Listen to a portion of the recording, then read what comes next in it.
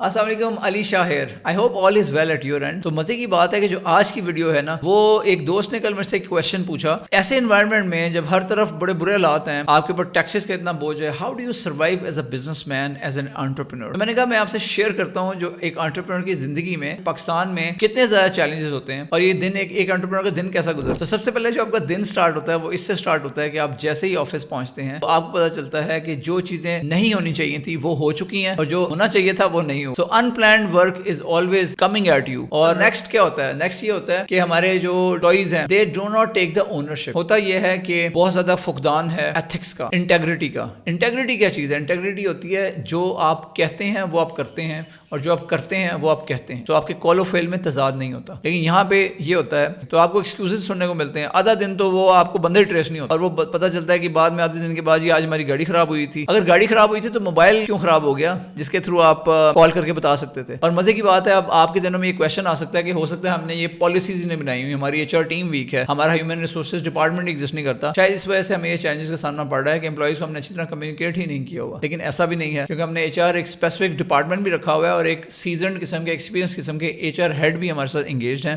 Working from remote is taken for granted. ہوتا یہ ہے کہ لوگ اس کو لگژری کے طور پہ لیتے ہیں لیکن وہ یہ بھول جاتے ہیں کہ اس کے ساتھ ساتھ the responsibility and ownership comes on you. Coming to clients and their payments. اور جیسا کہ ڈفرنٹ ہمارے بزنسز ہیں، ایک بزنس ایسا ہے جس میں ہمیں کلائنٹ سے انسٹالمنٹس کلیکٹ کرنی پڑتی ہیں. Some thing that they have committed and a contract کہ وہ ہمیں یہ پیمنٹس ٹائم پہ کریں گے، لیکن they are defaulting on their payments. اب ہوتا کیا ہے کہ اگر کوئی ایسا بزنس ہو جس میں بہت زیادہ زبردست قسم کے ایس او پیز ہیں، سو دے put a surcharge if you do not make an installment payment on time, for example for a property or an apartment that you have bought, تو اس کے لیے آپ کو سرچارجز لگاتے ہیں وہ. لیکن ہمارے کیس میں ہم نے ان کو چونکہ we want to operate in Islamic way تو ہم نے وہ سرچارجز نہیں رکھے ہوئے جس کی وجہ سے people take us for granted. So they casually default on their payments which is the promise that they break. انہوں نے ایک agreement کیا ہوتا ہے کہ وہ اس schedule کے تحت پیمنٹس کریں گے but they casually break this promise. اور اس کی وجہ سے وہ جو پیمنٹ ہے وہ پہلے بتایا جاتا ہے کہ جو سارا بیک لاگ ہے یہ ہم کلیئر کر دیں گے اگلے 3-4 مہینوں میں. جب ان سے پوچھا جاتا ہے پھر جب 3-4 مہینے بھی گزرنے والے ہوتے ہیں دین دے کہ نہیں ایسا کرتے ہیں کہ آپ ہمیں نا اگلا 3 months کا ایک پیمنٹ پلان دے دیں. اب پیمنٹ پلان بھی دے دیا جاتا ہے. جب وہ 2 مہینے گزر جاتے ہیں اس پیمنٹ پلان کے اندر بھی کوئی پیمنٹ نہیں آ رہی ہوتی تو اس کے بعد تو وہ کہتے ہیں یار ایک پیمنٹ پلان اور دے دیں. تو پیمنٹ پلان سے پیمنٹ پلان ملتا چلا جاتا ہے لیکن ہمیں پیمنٹ نہیں ملتی. So that's another problem that we face on a day to day basis. جب یہ ہم سارے معاملات کو نمٹا کے آپ کو پتہ چلتا ہے کہ ریسنٹلی ابھی آپ کو پتہ ہے جون میں بجٹ کے پرپوزل آیا ہو، نئے بجٹ میں اضافی ٹیکس لگائے جانے کا امکان ہے. اس پہ جو سیلری پیشہ افراد ہیں ان کے اوپر اتنا ٹیکس لگا دیا گیا ہے. نہیں کر سکتے کہ ہر سال ان کو ہی ٹارگٹ کرتے جائیں اور ریٹ بڑھاتے جائیں کیونکہ جیسے بات آلریڈی ہمارے ساتھیوں نے کہی برین ڈرین ہو رہا ہے. اس وقت آپ کو ایک ویکنٹ پوزیشن میں اچھا ٹیلنٹڈ اسٹاف رکھنا بہت مشکل ہو گیا.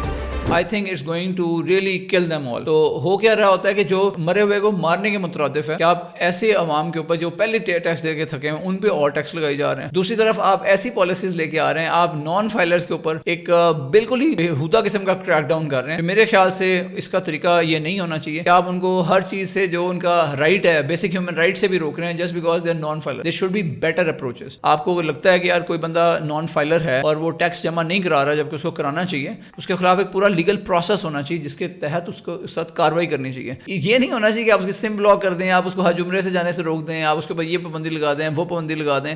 کیونکہ آپ کیا کر رہے ہیں، آپ ایک عام آدمی، ایک غریب آدمی جو کسی گاؤں میں ہے اور اس کے اوپر کوئی ٹیکس بنتا ہی نہیں ہے، اس کو بھی آپ کہہ رہے ہیں یار تم بھی فائلر بنو. اس بیچارے نے کبھی اس کو پتہ ہی نہیں ہے کہ اس نے فائلر کیسے بننا ہے. تو یہ عوام ہمارے پاکستان میں بہت زیادہ ہے جو رورل آبادی. اس کے برعکس اگر سیلری طبقہ کی بات کریں تو اس پہ اتنا ٹیکس لگایا جا رہا ہے لیکن ساتھ ساتھ نے اتنے بڑے بڑے لوپ ہول چھوڑ دیے ہیں کہ جو ڈفرنٹ کمپنیز ہیں وہ آف شور آفسز بنا لیں، دبئی میں آفس بنا لیں، وہاں سے پے رول رن کرنا شروع کر دیں. جو پاکستان میں آپ نے ورک فورس ہائر کی ہوئی ہے ان کو وہ ایز فری لانسر امپلوائے کر لیں، ان کے اوپر ٹیکس ہی نہیں پڑے گا تو ان کے لیے جو ٹیکس ہے وہ بہت کم ہوتا ہے فری لانسرز کے لیے. تو آپ کو وہ اس طرح یہاں سے چھوٹ جاتے ہیں.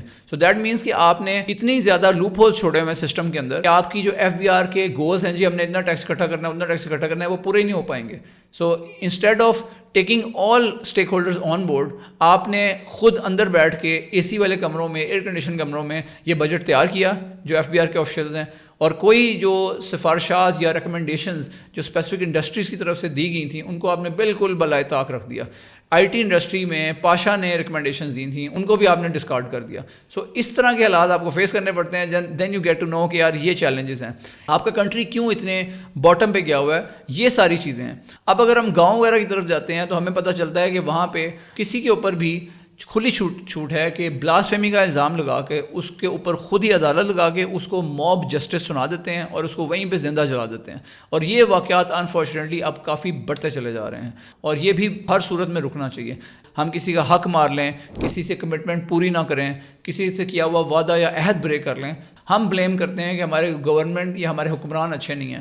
لیکن میں یہ سمجھتا ہوں کہ ہر انڈیویجول کو اپنے طور اپنا محاسبہ کرنے کی ضرورت ہے کہ ہم کیا کیا چیزیں صحیح نہیں کر رہے. سو آج کی جو ڈسکشن ہے اس کو کنکلوڈ کرتے ہیں. بیسکلی جو مقصد تھا وہ یہ تھا کہ آپ کو بتانا تھا کہ اتنے زیادہ چیلنجز ہیں آج کل کے, اور یہ چیلنجز آپ کے جو سارے بزنس مین ہیں, جو سارے انٹرپرینورز ہیں, ان کو day in and day out face کرنے پڑ رہے ہیں. جو ٹیک اوے ہے وہ یہ ہے, جو چیز کرنی ہے وہ یہ کہ اپنے آپ کو بہتر بنانا ہے, اپنا محاسبہ کرنا ہے, اور اپنے اندر دیکھنا ہے کہ کیا کیا خامیاں ہیں حقوق العباد میں, اب کہاں کہاں فیل ہو رہے ہیں, ان کو ایڈریس کریں. اگر آپ کسی کے ساتھ کوئی کمٹمنٹ کرتے ہیں تو اس کو پورا کریں. یہ بہت امپورٹنٹ چیز ہے. آپ دیکھیں گے جب اس فوکس کے ساتھ چلیں گے تو آپ کے لیے رستے بھی آسان ہوں گے, اور ہمارا جو اوور آل ملک کا انوائرمنٹ ہے یہ بھی بہتر ہوگا. جو پرابلم ہے دیٹ لائز ود ان, جب تک ہم خود صحیح نہیں ہوں گے we are also part of the problem. So anyhow this was just sharing with you کہ جو حالات چل رہے ہیں ان کے مطابق آج کل ہو کیا رہا ہے, اور اس میں امید ہے کہ آپ اس میں جو اصلاح کا پہلو ہے وہ دیکھ رہے ہوں گے. اینڈ آئی ہوپ کہ ہم ایز اے نیشن ان چیزوں کے اوپر قابو پا سکیں اور بہتری کی طرف جا سکیں.